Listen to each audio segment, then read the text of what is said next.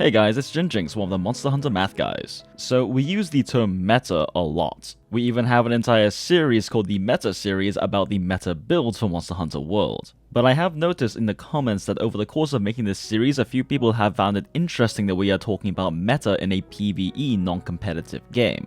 Which is interesting because my understanding of the term meta has always been as an acronym for most effective tactic available. By that definition of meta, you can have a meta for pretty much anything. You can have a meta for cooking steak. There is a particular methodology and technique you can use to make the most delicious steak possible. To push that even further, you can have a most effective tactic available for cooking the juiciest steak possible, or the most tender steak possible, or the most flavorful steak possible. Similarly, if your goal is to kill monsters as fast as possible, there is a meta build you can run for that will give you the highest possible damage output. And that is what we cover, not to say that it's necessarily the best because it's the most effective tactic possible, it's simply mathematically the most efficient. And I thought that would be the end of this video. There, definition done. But it turns out that after doing more research, there's actually quite a bit of depth to this discussion. See, meta meaning most effective tactic available is actually an extremely modern adaptation of the term. In fact, when doing some research, the earliest reference I could find to specifically the acronym of most effective tactic available was in 2013. On, surprise surprise, a League of Legends forum. Now, I'm not saying that this is the origin of the term most effective tactic available. These meta, are they from...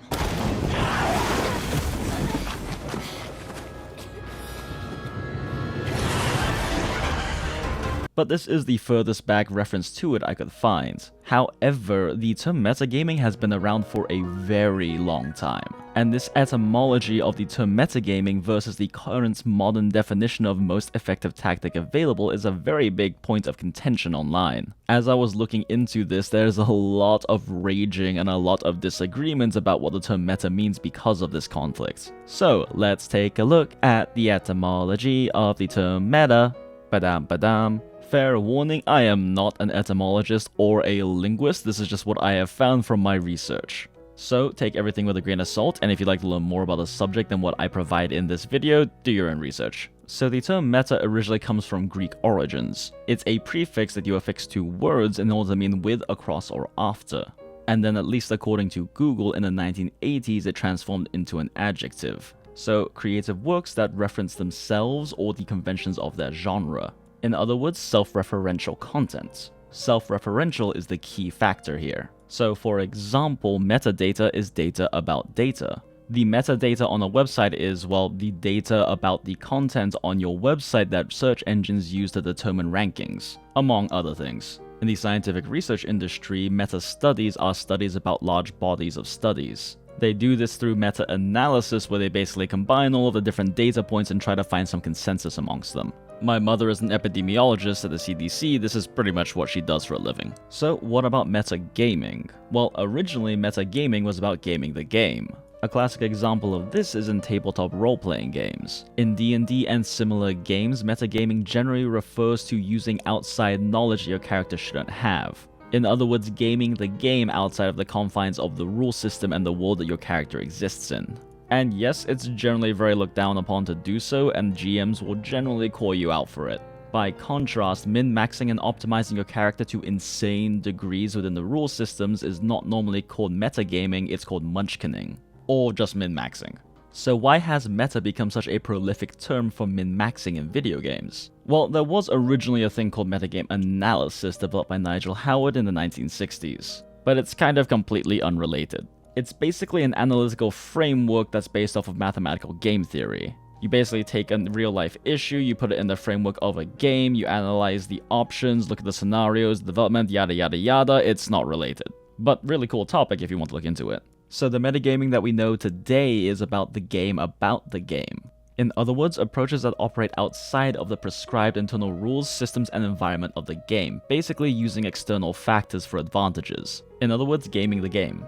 I haven't been able to find when it was originally applied to the gaming industry, but the first uses of it I could find were in chess. While part of metagaming in chess is similar to it is in competitive video gaming today in terms of understanding the most popular strategies, the most efficient ways to counter them, all of that, a big part of metagaming in chess is about understanding your opponent, studying how they play, understanding their behaviors and patterns, and then countering them or getting an advantage out of that. For example, if you know your opponent in League of Legends is a Draven one-trick, you can either ban him or counter him very heavily in the character selection screen. Those are both considered metagaming. This is taken to an extreme in fighting games. In fighting games, many of the characters have severe counters amongst the cast. So if once you see what your opponent picks, you can pick a counter at the very last second and have a severe advantage over them in the fight. This got so bad that various fighting game tournaments would allow options such as blind select. Basically, you would tell a judge what character you picked, so your character pick was mandatory, but you couldn't be countered in the same metagaming way. Other forms of outside advantages were also considered metagaming. For example, way back in the olden days, some of the classic FPSs allowed you to spectate opponents, so you could easily feed information to your team in a tournament. This later evolved into other forms of screen watching advantages such as stream sniping. In fact, if you go to the farthest reaches of what the original term for metagaming means, getting Twitch Prime loot or doing other pay-to-win style things in competitive online games is considered metagaming. So how did this original term for metagaming that came from the 1980s evolve into what we see today? Well, you can probably blame League of Legends for that. It is very possible that the acronym Most Effective Tactic Available was used before League of Legends, but it definitely seems like League of Legends is the one that popularized it. See, in League of Legends, while yes, knowing your opponent is a famous Tryndamere one-trick or something and countering or banning that character is a way to metagame, the most prolific form of metagaming is simply understanding the best strategies available. This particular facet of metagaming is by far the most prolific in a game like League of Legends. Unlike Overwatch, you can't switch your character during a game, so if you get countered hard, you have to deal with that for the rest of the game. And games like League of Legends that are hero-based and have a huge pool of characters also run into the rock, paper, scissors rocket launcher issue. Rock, paper, scissors is a perfectly designed game. One beats one loses to one, you always have a 1 in 3 chance of either winning, losing, or drawing. Classes are supposed to work similarly in these hero-based games where they can beat some, they lose to some, and they're a skill matchup against others. The problem is when you have a large enough pool of heroes, certain heroes no longer become just simply one class or the other. These hybrids are simply much more difficult to balance and will inevitably either end up being way too strong in too many situations or way too weak.